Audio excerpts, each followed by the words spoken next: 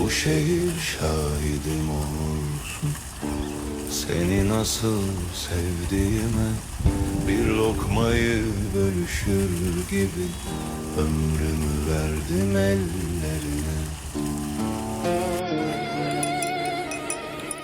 Yanımda ölürken dünya yükünü alır sırtımdan. Şimdi aynı yollar diken, kan sızıyor adımlarımdan. Ben seni dünya kadar değil, canımdan ileri sevdim. Giden sensin belki ama